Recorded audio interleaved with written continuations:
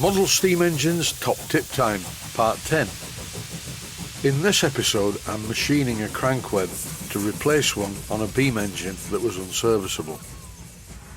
And I knew that I had a casting somewhere in a box in the workshop, and after a while I found it. Here it is. This is a gunmetal crank web casting, which is fine except this one had a really bad blowhole in the front of it. In this video I show how I repaired it. There are quite a lot of top tips in this edited footage that you're about to see. The modern Stuart crank webs for these type of engines are made from cast iron, and they are slightly different, but this one will be fine. I'm now in the outer part of the workshop and I'm using the 1-inch belt sander to clean up the casting. I want to be able to hold this part in a 3-jaw chuck. Yes, I said 3-jaw chuck, because normally a part like this would be made in a 4-jaw chuck. In no time at all the casting sprue is removed, and it's now starting to look like a crank web casting. When you clean up castings, don't be too ambitious. Leave some for the lathe tool to remove. In the past, when I've been cleaning up castings, sometimes I've removed too much metal and regretted it. I'm just checking the dimensions. This needs to be 3/8 of an inch and the end part needs to be 1/4 of an inch thick. So thankfully there's a generous amount of metal available. Before I start to machine the casting, I'm just going to check the dimensions of the crankshaft. And yes, it's still 3/8 of an inch in diameter. As I mentioned earlier, I could have used a 4-jaw chuck for this job, but I prefer to do it the easy way. I've made quite a few crank webs like this, and what I didn't show clearly was, when I cleaned it up on the belt sander, I made sure that the end part that goes in the chuck was quite round. Before I start the lathe, I'm using a lathe tool across the front of the crank web to make sure that it's in the right position. If the lathe tool is just touching the part all the way along, then everything's fine. Try it, you'll really be amazed how easy it is, and if you wanted to be really picky you could use a cigarette paper between the lathe tool and the casting, or even a feeler gauge. When doing a job like this, 2 things are essential. 1, you need a really sharp lathe tool, and 2, only take the finest of cuts because the crank web is not securely held in the chuck. If you do try and take too big a cut, you could just destroy the part that you're working on. There's quite a large blowhole in the casting.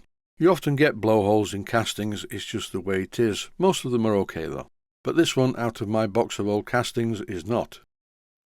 So I'm going to attempt to repair it. First of all though, I need to drill out the blowhole, just to clean it up thoroughly so I can silver solder it. And the Proxxon motor tool comes in useful one more time. Now it looks worse than it did, but at least the hole is pretty clean. Time now to apply a generous coating of flux into the hole. This is Easy Flow number 2 flux. Never apply the silver solder to the joint, or in this case the hole, until this special flux is fully molten and takes on a very watery appearance. If you look very closely at the flux bubble, you will see that it keeps popping. That's because the blowhole goes a little bit deeper than I first thought. The work is now at the correct temperature, like a dull red, so I'm applying some silver solder which flashes into the hole, and just to make sure that I've got it, I put a bit more on. And now it's time to leave the part until it cools to black. Don't ever be tempted to quench the part in water, which I'm going to do in a moment, until it's fully black. Quenching silver solder when it's still red hot causes it to take on a crystalline appearance, and you don't want this. The part is now cool enough, so it's into my pot of water, and the mess on the top is spray paint residue. Before proceeding any further, I'm using the 4-inch belt sander to clean up the front face. What I need to do is make sure that there aren't any more holes in the silver solder. And after this job, it now looks like this. Not perfect, but life seldom is. Back inside the inner part of the workshop where it's a bit warmer, it's back in the lathe. And I'm taking one final finishing cut across the front of it. Before I did this, I aligned it with the lathe tool as I've shown previously. This is the critical final cut, which coincidentally is the same name as my video editor.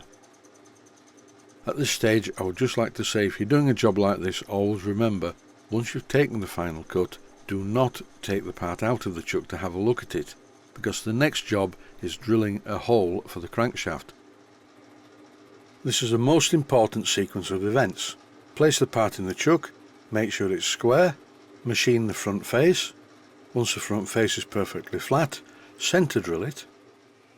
In this clip I'm using a twist drill, which is 1 imperial size less than 3/8. As well as this hole in the crank web being perfectly at 90 degrees to its front face, it needs to be dimensionally accurate. I need the hole to be 3/8 of an inch in diameter, and that's why I'm using 1 impedo size less, so I can use the reamer to accurately size the hole. But before I use the reamer, I need to slow the lathe down. I'm switching it into back gear, and as you can see, the chuck is now revolving a lot slower. It's never a good idea to ream too fast, because generally speaking, the faster you go, the larger the hole becomes.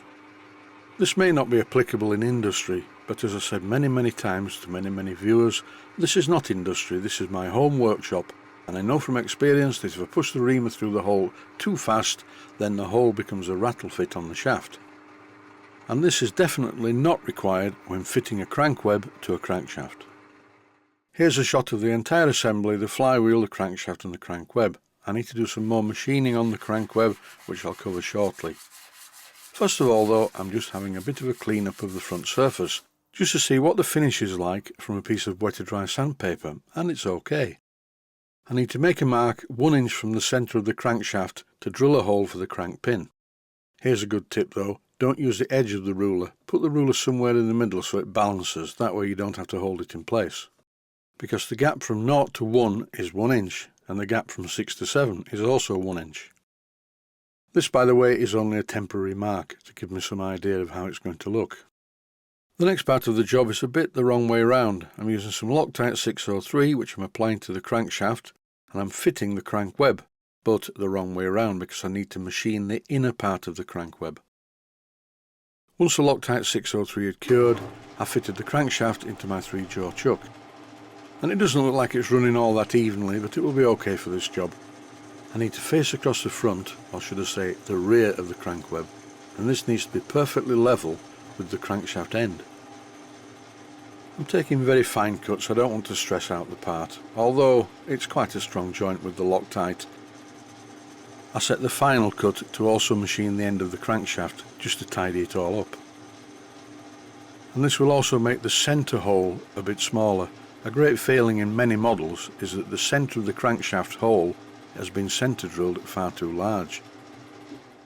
On this crankshaft the centre hole is quite small, but on some models I've seen very large centre holes. And if you look at a full-size crankshaft on a full-size steam engine, the centre holes don't seem to be that big relative to the size of the engine's crankshaft.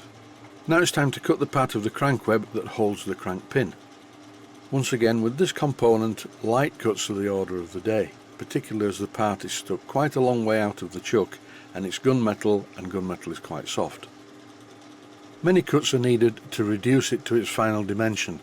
The outer end of the crank web needs to be 1/4 of an inch thick. I'm really pleased with this old casting because there's plenty of metal on it. Often the problem with some modern castings is they don't contain enough metal because metal is expensive and you have to undercut to get through the outer skin. A quick check with the ruler tells me this is just over 1/4 of an inch. This part is dimensionally accurate.